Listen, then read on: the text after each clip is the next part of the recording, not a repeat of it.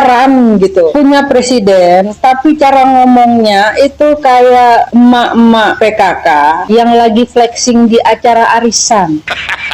You serious? Sekarang Pak Prabowo itu ngomongnya udah mirip buzzer, ngomong tokoh Indonesia gelap itu dibayar sama koruptor. Dia dapat apa? Untungnya apa? Secara logika omongan Bapak itu nggak masuk akal dan Bapak wajib membuktikan. Sekarang Amnesty Internasional meminta Bapak untuk memberikan bukti bahwa pernyataan Bapak itu valid. Jangan asal ngomong. Bapak ini presiden, bukan buzzer.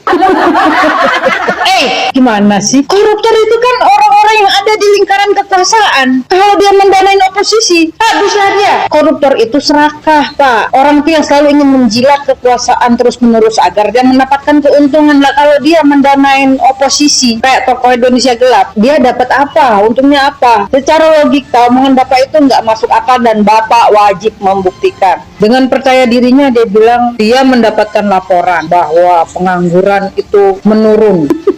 Terus dia juga mendapatkan laporan bahwa tingkat kemiskinan menurun. Astagfirullahaladzim. Pak Prabowo ini lupa bahwa di sekeliling dia itu isinya adalah menjilat asal Bapak senang. Bikin laporan begitu dia senang. Nggak lihat kemarin kejadian di Cianjur. Toko pakaian bayi buka lowongan buat 50 karyawan yang lama ribuan. Orang pengangguran segitu banyak. Dia bilang pengangguran menurun. Dia ngomong lagi, yang kabur aja dulu. Kabur aja loh. Dia lupa, menterinya sendiri yang ngomong kalau mau nyari kerja ke luar negeri karena pemerintah tidak menyediakan lapangan pekerjaan.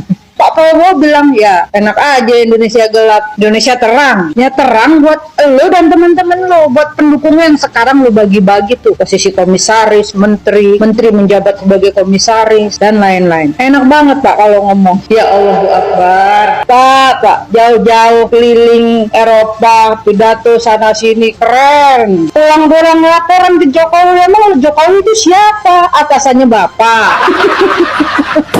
Aku pengen ketawa. Pak Prabowo bilang yang keluar-keluar Indonesia gelap dan kabur aja dulu didanai koruptor. Waduh, buset. Sorry ya. Perkenalkan, kita bertiga penikmat uang koruptor. Uang kami haram. Makanan gak jadi daging. Kuburan kami dipenuhi rompi oren. Lagian ya, namanya uang korupsi mah harus dinikmati. Kalau enggak tetap di penjara kayak Tom Lembong. Lagian Tom Lembong kerja buat negara, buat memperkaya diri sendiri. Lagian Tom Lembong jadi tim ses yang lain. Jadi ketua projo lah. Itu. Kebal tuh backingannya Zeus. Bukan tim projo, harusnya Tom Lembong itu jadi atlet lempar lembing. Tinggalnya di Lembang. Tapi dia sakit lambung. Waduh. Indonesia gelap. Sorry. Indonesia gelap. Indonesia gelap. Sorry ya. Gua baru kali ini ya ada seorang pemimpin yang dengan bangganya sepertinya mengejek dan mengolok-olok rakyatnya ini yang telah memilih beliau, memberikan kekuasaan kepadanya untuk menjadi pemimpin di republik ini. Tetapi yang sebaliknya ada, yaitu ya sorry ya, mengejek rakyatnya sendiri. Kenapa? Ini terkait dengan hashtag Indonesia gelap. Ya gimana Indonesia nggak gelap Pak? Rakyatmu menjerit, kesulitan untuk memenuhi kebutuhan ekonominya.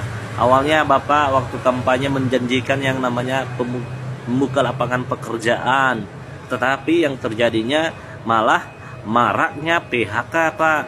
Nah, apakah Indonesia tidak boleh bersuara Indonesia gelap? Lalu muncul hashtag kabur aja dulu. Ya, wajar dong, harusnya pemerintah menjembatani ketika dia tahu situasi diri negerinya sendiri, kesulitan mencari pekerjaan rakyatnya, dia memberikan fasilitas supaya rakyatnya bisa berkarir di luar negeri, bukan malah diejek. Kabur aja dulu. Emang lu pikir enak di luar negeri sana? Ya ampun Pak. Toh juga mereka para TKI di luar negeri itu stop pajak itu, ya. Devisanya untuk negara juga besar. Ya kan? Ini Bapak malah sebaliknya mengejek mereka dan mengolok-olok rakyatmu yang telah memilih Bapak, memberikan jabatan kepada Bapak sebagai presiden. Ya. Heran gua. Wajar kalau rakyatmu ngomong seperti itu, karena mereka paham keadaan yang seperti ini, kesulitan orang Indonesia mencari pekerjaan. Bapak memunculkan program anak sekolah makan gratis, budgetnya 8.000, makan sehat kata Bapak. 8.000 makan sehat itu dapat apa? Tempe, begitu. Nah, sementara pejabatnya ya, biaya makanannya itu setiap pertemuan itu ya ratusan ribu. Estimasi kalau nggak salah itu muncul sekitar 117.000 itu makan siangnya, snacknya 53.000. Ya terang dong, ya Indonesia terang di mata pejabat, bukan di mata rakyat Indonesia yang kesulitan mencari ekonomi. Ya sudah lagi rakyat membayar pajak untuk membiayai menggaji para pejabat, malah kalian mengejar rakyat yang telah memberikan gaji kepada kalian. Heran awak. Selamat pagi teman-teman, saya akan coba bahas tentang pernyataan Prabowo Subianto. Ya, ini celotehan Prabowo Subianto benar-benar ya luar biasa. Luar biasa, tidak masuk otaknya, luar biasa tidak masuk akal. Ya, sekelas seorang presiden ya yang merendahkan mahasiswa, yang merendahkan rakyat yang demo.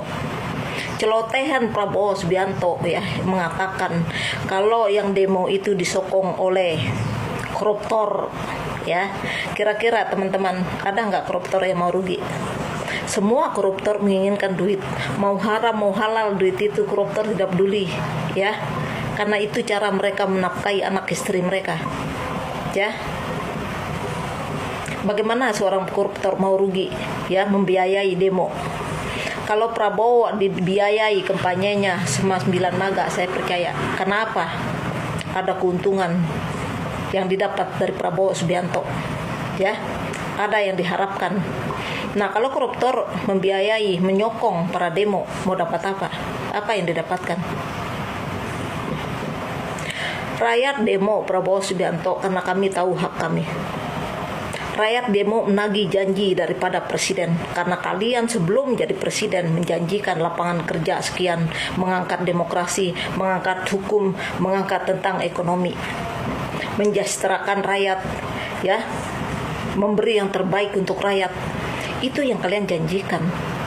Nah, giliran rakyat ini menyaji janji kalian, oh kalian banyak alasan, katanya orang demo dibiayai, disokong oleh koruptor. Ya, luar biasa Prabowo Subianto. Ya, kami rakyat tidak suka makan uang haram Prabowo, ya, kamu aja yang makan, ya, kami nggak butuh, kami sanggup untuk kerja. Lagi pula Prabowo Subianto, kalian kami yang gaji. Ya, dari mana kalian dapat gaji? Siapa yang gaji kalian? Ingat Prabowo Subianto, ya, semua yang kamu pakai dari mobil tempat tinggal itu kami yang siapkan untuk kamu jadi presiden di situ, bukan Jokowi yang siapin.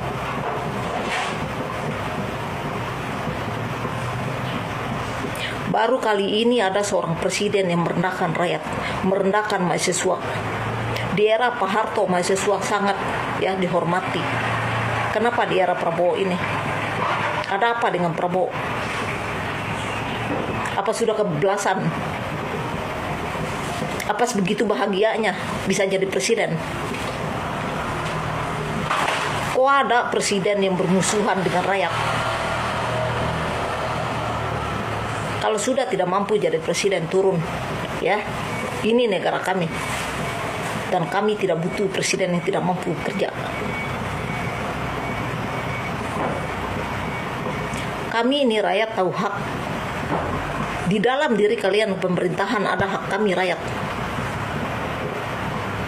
Oh, sekarang malah difitnah, dituding orang demo, rakyat demo katanya disokong oleh koruptor. Kok ada presiden seperti ini? Alhamdulillah. Ya. Prabowo ini mantan Kopassus lah. Lahir di Jakarta, tentu dia tahu bagaimana negara ini. Ini negara demokrasi Prabowo Subianto, ya. Nah, zaman Prabowo dulu orang demo, siapa yang sokong? Prabowo Subianto yang sokong, ya. Karena orang-orang itu demo untuk Prabowo. Apa Prabowo yang ngasih duit? Ya, boleh dong saya bilang. Ini penghinaan buat kami rakyat. Saat kami menagih janji, menginginkan hak kami, kalian malah memfitnah kami, disokong sama orang koruptor. Kami tidak suka makan uang haram Prabowo Subianto. Ya, walaupun kami miskin, ya, kami makan pakai garam, tapi kami mampu bayar pajak untuk nafkahi kalian, untuk menggaji kalian.